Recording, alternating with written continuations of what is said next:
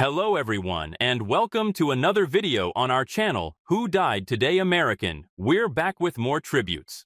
In this video, we have a list of American stars who passed away in the last few days, or just recently. Number 1. Nikki Giovanni. The poet, author, educator, and public speaker, Nikki Giovanni passed away.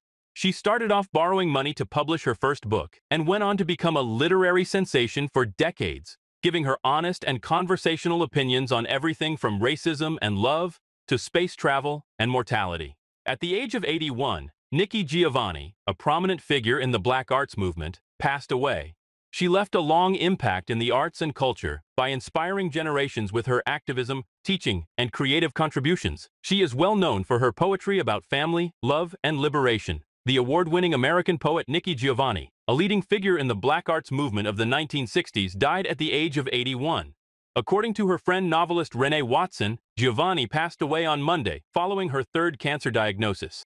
We will forever be grateful for the unconditional time she gave to us, to all her literary children across the writerly world, said the poet Kwame Alexander. Giovanni, whose older sister called her Nikki, was born Yolande Cornelia Giovanni Jr. in 1943 in Knoxville, Tennessee, and went to Fisk University in Nashville. Before studying poetry at Columbia University School of the Arts, she met prominent Black writers like Dudley Randall and Amiri Baraka there.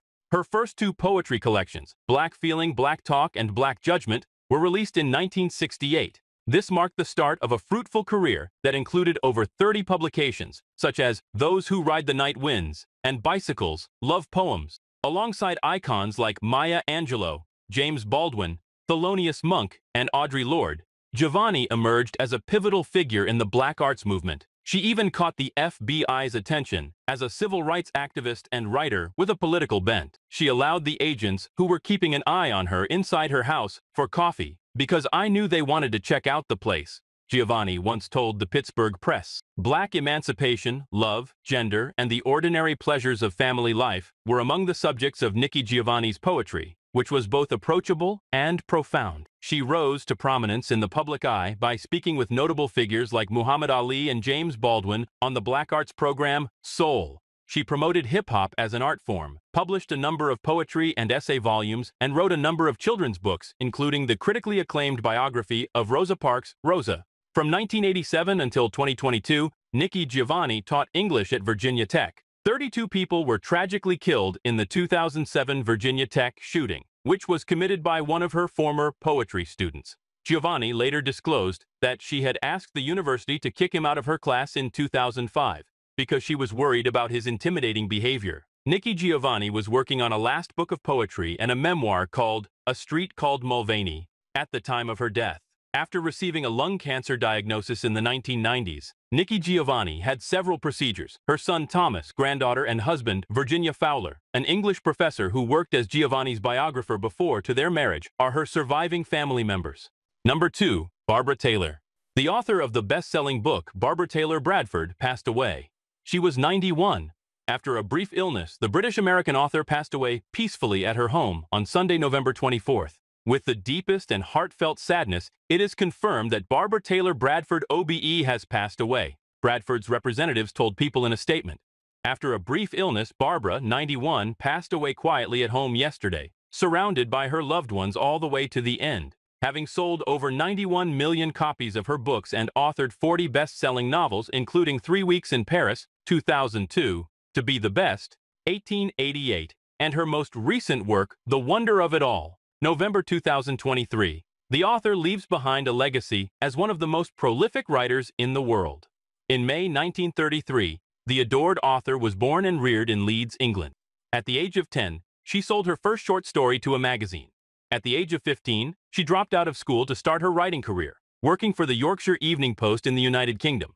A year later, Bradford was a reporter for the local publication, and by the time she was 18, she was its first female editor. She relocated to London at the age of 20, where she worked as an editor and writer for the country's major newspapers. Bradford's first book, A Woman of Substance, was published in 1979. It was her first best-selling book and spent 43 weeks on the New York Times list. Bradford's husband, Hollywood producer Robert Bradford, turned the book into the 1985 Emmy-nominated television series of the same name, starring Jenny Seagrove and Liam Neeson.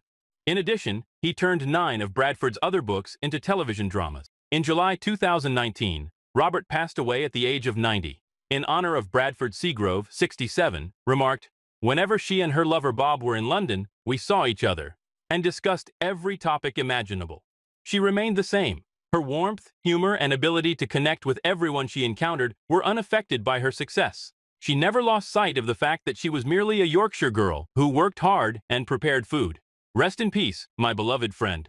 Bradford served as a member of the Board of Literacy Partners in the United States for 6 years and as an ambassador for the National Literacy Trust in the United Kingdom. During her career, she was awarded 5 honorary doctors of letters by various institutions in the United States, New York, and the United Kingdom. In 2007, Queen Elizabeth II granted the renowned writer an OBE for her contributions to literature. Working with a storyteller as remarkable as Barbara for over 20 years was a huge privilege, but also a huge amount of fun, said Lynn Drew, Bradford's longtime HarperCollins publisher.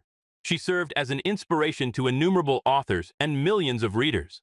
"One of the greatest delights of my career has been working with Mary, and she will be sorely missed by HarperCollins and me." Bradford will have a private funeral at St. Thomas Church on 5th Avenue. She and her spouse will be laid to rest in New York's Westchester Hills Cemetery. Number 3. Tom Christopher.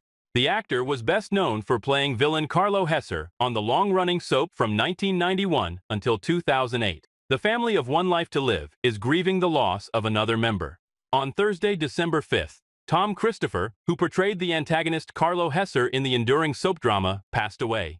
He was 84. Anthony Crivello, his former co-star, announced Christopher's passing in a Facebook post, sharing the news about his dear friend. Crivello, who portrayed Christopher's son on the soap opera, wrote, "He was always a gentleman, always supportive, and he and his wife Judith, who preceded him in death, were sick, always gracious to me and welcoming." Judith, Christopher's wife, passed away January 2019 at the age of 88. In the 1990s, Tom and I collaborated on the ABC daytime series, Dark One Life to Live. Here we are with Tom, my father, and the beautiful number Audrey Landers, who portrayed my sister.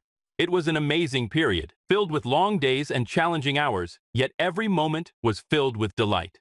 May Tom fly on wings of angels to be beside his beloved Judith, and may they enjoy each other's company once again, beside the pearly gates of heaven. Crivello, 69, closed his piece. Starting in 1991, Christopher appeared in 56 episodes of One Life to Live. In 2008, he made his last appearance on the soap opera.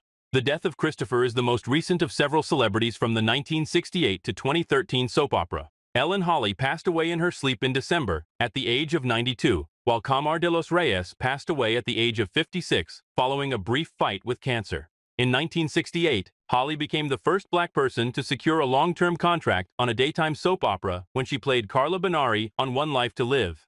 From 1983 to 1985, she revived the role for a brief period of time after playing it till 1980. At the time of his death, Reyes was working on a number of other projects in addition to making an influence on the soap opera. From 1995 to 2009, he portrayed the antagonist Antonio Vega on One Life to Live. He was also recognized for his roles in Sleepy Hollow and the CW series All-American, which he was filming when he passed away. Andrea Evans lost her fight with illness last year and passed away in July 2023 at the age of 66. She was also well known for her role as Tina Lord on the soap opera and The Young and the Restless. In an official statement, Nick Licht, her manager, described the actress as a tremendous talent and an absolute joy to work with.